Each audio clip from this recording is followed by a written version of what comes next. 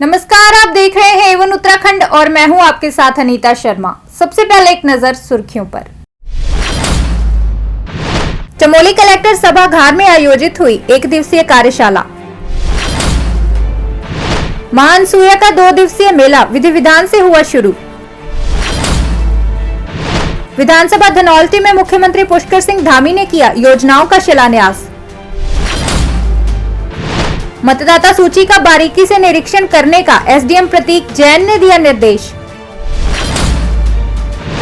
रुड़की के खानपुर क्षेत्र पहुंचे इंटरनेशनल क्रिकेटर सुरेश रैना।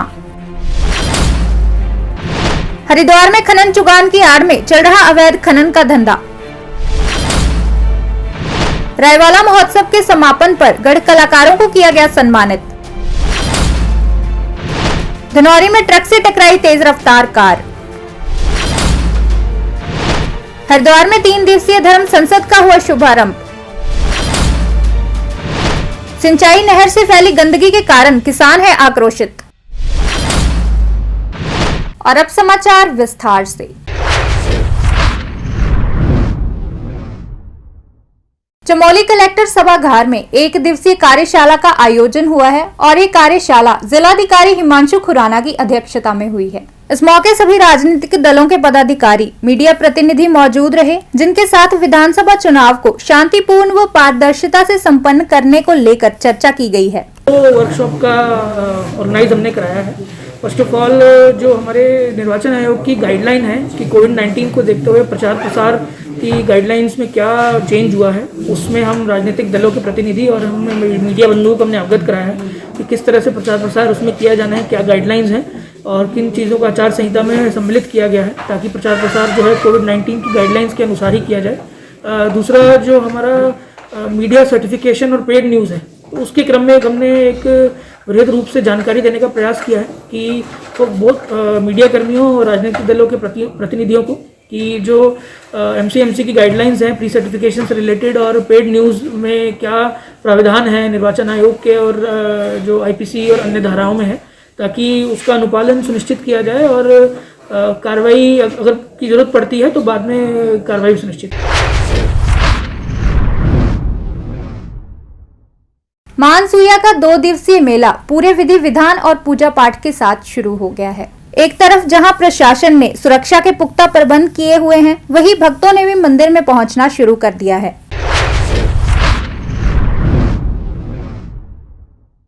प्रदेश के मुख्यमंत्री पुष्कर सिंह धामी विधानसभा धनौल्टी पहुंचे और 21 योजनाओं का शिलान्यास किया, जिसमें पेयजल निगम, जल संस्थान, लोक निधि व ग्रामीण निर्माण विभाग की योजनाएं शामिल हैं। सरकार का विजन है कि हर जो हमारे दूर दराज के क्षेत्र हैं, इन सभी क्षेत्रों को आगे लाया जाए। इन क्षेत्रों के लिए, इनके उत्थान के लिए जो भी योजनाएं हैं, उन योजनाओं को हम लोग निश्चित रूप से अपने प्रस्तावों में ला रहे हैं, उसी के लिए भेज रहे हैं और ये पिछड़े क्षेत्र को आगे बढ़ाने के लिए निश्चित रूप से हमारी सरकार काम करेगी। मैं पूरी तरह से आश्वस्त हूँ कि आने वाले समय में हम लोग जो है इन क्षेत्रों का उत्थान करेंगे।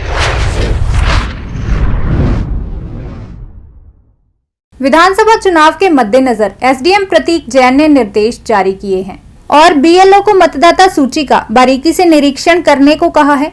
इस मौके एसडीएम प्रतीक जैन के साथ सीईओ संदीप नेगी और अन्य कार्यकर्ता भी मौजूद रहे। तो आज यहाँ पे मैं 58 जो विधानसभा है उसका, क्योंकि रिटर्निंग ऑफिसर हूँ, सीईओ साहब भी साथ में हैं, क्योंकि इलेक्शन अब नज़दीक आ गए हैं, कभी भी हो सकता है इलेक्शन अनाउंस भी हो जाए, तो हमारी तैयारी एकदम सक्रिय रूप से चल रही है अब। और सभी बूथ्स पे हमने बीएलओस को भी एक्टिवेट कर रखा है 1 दिसंबर तक, क्योंकि जो वोटर लिस्ट में ऐड होने थे फॉर्म 6, फॉर्म 7, फॉर्म 8, ये भी हमारे द्वारा भरवाए गए और ड्राफ्ट रोल भी अभी तैयार कर दिया गया है। तो सभी बीएलओस जो हैं वो ड्राफ्ट रोल के हिसाब से फिर से फाइनल वोटर लिस्ट को क्लियर कर रहे हैं और अब हम बूथ पे भी, हर बूथ पे जाके निरीक्षण भी कर रहे हैं ताकि किसी भी तरह की कोई भी बूथ पे अगर कोई प्रॉब्लम हो तो हमें अभी उसका पता चल जाए, ताकि इलेक्शन हर जगह पे, हर बूथ पे बहुत स्मूथ तरीके से चल सके। इसके अलावा हम अभी सीआरएसटी जाएंगे, एसडेल जाएंगे, शैले हॉल जाएंगे, तो अनेक सारे आज हमने सोचा है कि नैनीताल शहरी क्षेत्र में जितने भी बूथ हैं उसको कवर करेंगे। उसके बाद धीरे धीरे ग्रामीण क्षेत्र में भी जो बूथ हैं उनको भी हम कवर करेंगे।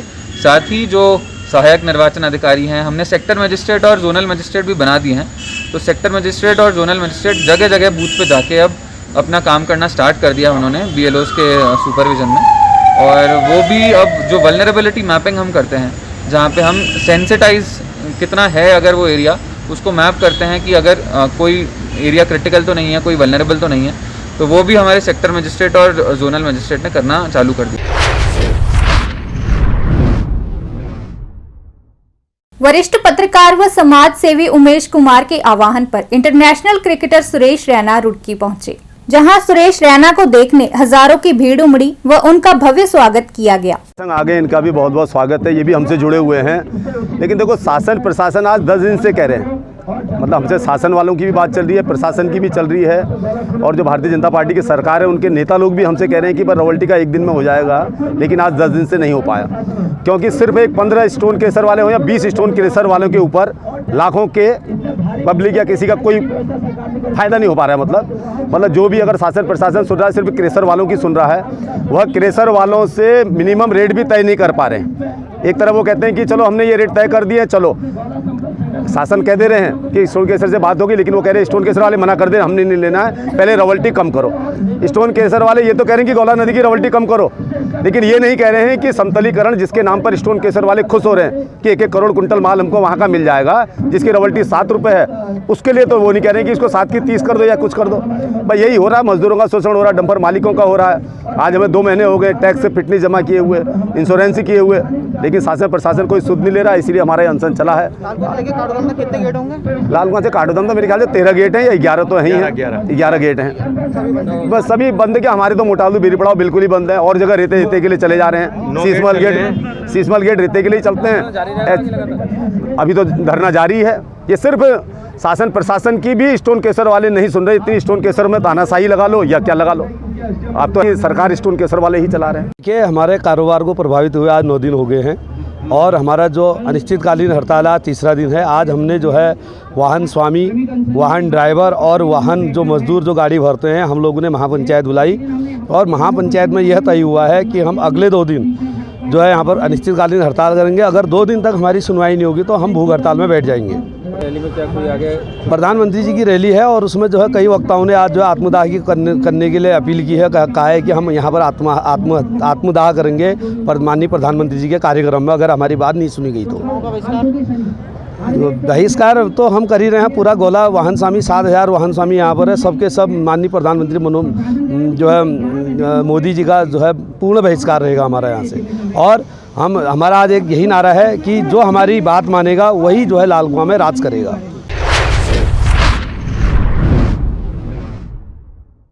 हरिद्वार में खनन चुगान की आड़ में अवैध खनन का धंधा जोरों से चल रहा है और प्रशासन चुप्पी साधे बैठा है, जिसे लेकर ट्रैक्टर ट्रॉली के मालिकों ने अवैध खनन के संबंध में क्रशर मालिकों का भी विरोध किया है।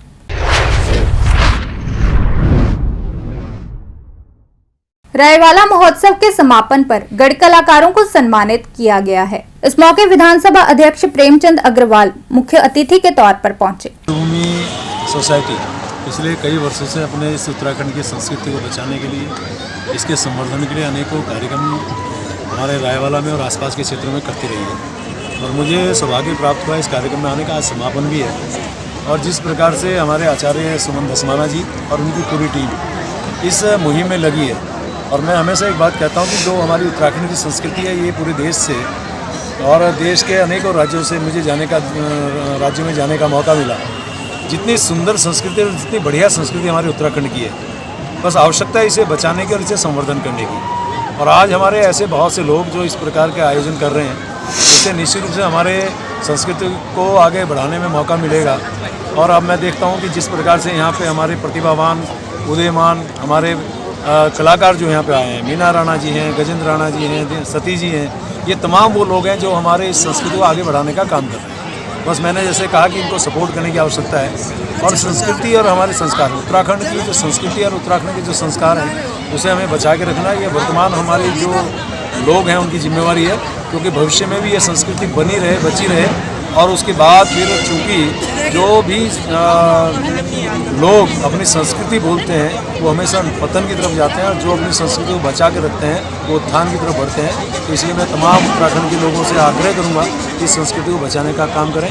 और उसीलिए मैंने इस सोसाइटी को आज अपने विधायक निधि से भी 2 लाख रुपए देने की घोषणा की है, ताकि ये और इससे बढ़िया काम करें और इसे संस्कृति को बढ़ाने का काम करें।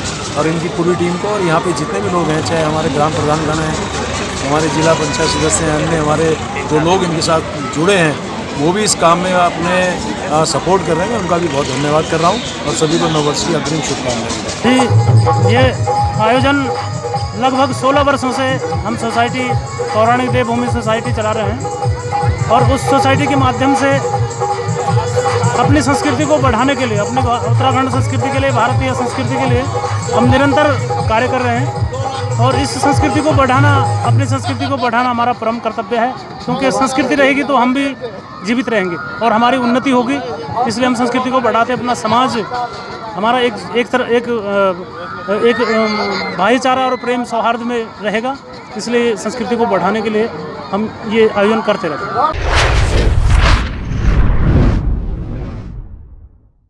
धनौरी में एक तेज रफ्तार कार दूसरी तरफ से आ रहे ट्रक में जा टकराई, लेकिन ट्रक की धीमी गति के कारण कार चालक की जान बच गई और बड़ा हादसा होने से बचाव हो गया।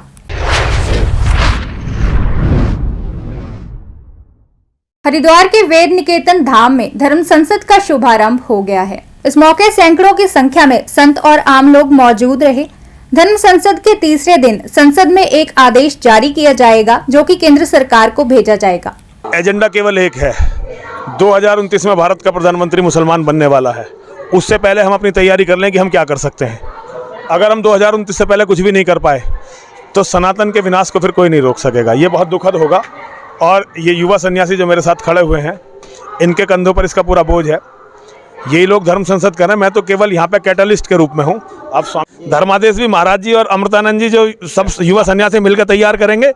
हम अपनी बात इनके दिलों तक पहुँचा चुके कि इस्लाम से लड़ना बहुत ज़रूरी है और अब ये आग सबों के दिलों में आ गई है। मेरा काम यहीं तक था, अब मैं लड़ने के लिए आगे चलूँगा। महाराज जी सब काम ये था, धर्म का काम धर्माचार्य करेंगे। सरकार सेकुलर होती है और सरकार से इस तरह की अपेक्षा करना भी नहीं चाहिए। उसी में से कोई वीर बहादुर निकल जाता है आसाम के मुख्यमंत्री की तरह, जो तत्काल, और यह गौरव है कि ऐसे मुख्यमंत्री हमारे पास हैं। उत्तराखंड के मुख्यमंत्री भी कुछ ऐसा करेंगे तो हम लोग उनके साथ खड़े होंगे।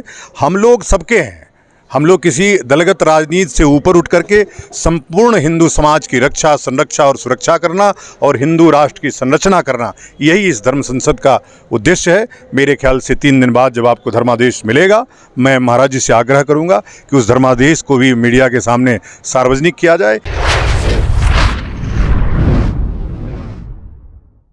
सिंचाई नहर से फैली गंदगी के कारण डोईवाला के किसान काफी आक्रोशित हैं। बता दें कि केशवपुरी बस्ती के बीच से गुजरने वाली सिंचाई नहर में कचरे का अंबार लगा है और सिंचाई के दौरान यह कचरा खेतों में चला जाता है। ये जो हमारे खैरी धर्मचक तिल्लीवाला की जो केशवपुरी बस्ती से होकर नहर जाती है, इसका मरम्मत का कार्य चल रहा था। 10 दिन से नहर में पानी नहीं था, तो आज किसान पानी बांधने के लिए वहाँ जब पहुँचे तो वहाँ देखा गया 1.5 किलोमीटर का जो एरिया है नहर का, वो पूरी तरह से केस बस्ती के लोगों द्वारा उसमें कूड़ा करकट फेंका गया है और पूरी नहर ब्लॉक है।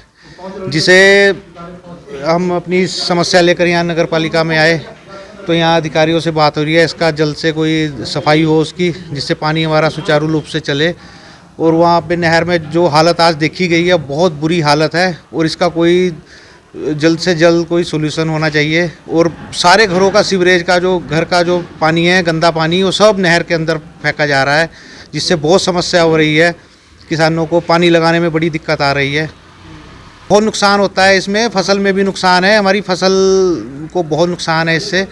और चर्म रोग हो रहा है किसानों को, पानी में बड़ी दिक्कत है। पानी लगाने जब किसान जाता है तो बहुत परेशानी का सामना करना पड़ता है हमें, और फसल में भी बहुत नुकसान है। साग सब्जी में गंदा पानी जब जाता है तो बड़ी नुकसान होता है, जानवर जा रहे हैं। और वेस्टेज जितना भी बुच्चड़ खाने हैं, सबका वेस्टेज जा रहा है, सब नहर में फेंका जा रहा है। बहुत बुरी तरह से गंदगी की हुई है इस नहर में, तो इसके लिए जल्द से जल्द कोई सोल्यूशन हो, ये मांग लेकर आज किसान अपनी यहाँ नगर पालिका में आए हैं और आगे SDM महोदय को भी अब ज्ञापन दिया जाएगा।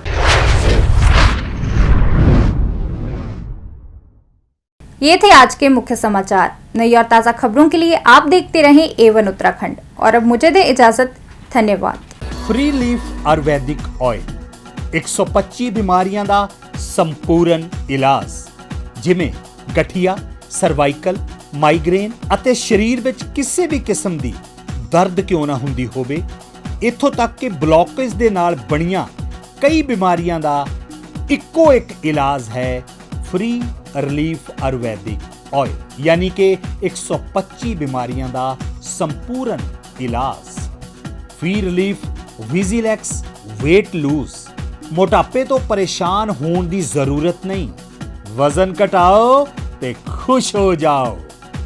ਫ੍ਰੀ ਰਿਲੀਫ ਪਾਵਰ ਮਰਦਾਨਾ ਕਮਜ਼ੋਰੀ ਨੂੰ ਖਤਮ ਕਰਦਾ ਹੈ ਤੇ ਨਰਕ ਭਰੀ ਜ਼ਿੰਦਗੀ ਵਿੱਚ ਲਿਆਉਂਦਾ ਹੈ ਰੌਣਕ। ਫ੍ਰੀ ਰਿਲੀਫ ਪਾਵਰ ਕਬਜ਼ ਤੋਂ ਪਰੇਸ਼ਾਨ ਹੋਣ ਦੀ ਹੁਣ ਜ਼ਰੂਰਤ ਨਹੀਂ ਹੈ। ਕਬਜ਼ ਤੋਂ ਛੁਟਕਾਰਾ ਪਾਉਣ ਲਈ ਆ ਗਿਆ ਕਬਜ਼ ਹਰ ਚੂਰਨ। ਕਬਜ਼ ਹਰ ਚੂਰਨ ਨੂੰ ਅਪਣਾਓ ਤੇ ਕਬਜ਼ ਤੋਂ ਛੁਟਕਾਰਾ ਪਾਓ। ਹੁਣ ਤੱਕ ਲੱਖਾਂ ਮਰੀਜ਼ ਲੈ ਚੁੱਕੇ ਨੇ ਫਾਇਦਾ। ਵਧੇਰੇ ਜਾਣਕਾਰੀ ਲਈ ਤੁਸੀਂ ਸੰਪਰਕ ਕਰ ਸਕਦੇ ਹੋ 94784 84087। ਨੰਬਰ ਇੱਕ ਵਾਰ ਫਿਰ ਤੁਸੀਂ ਨੋਟ ਕਰ ਸਕਦੇ ਹੋ 9478 484087।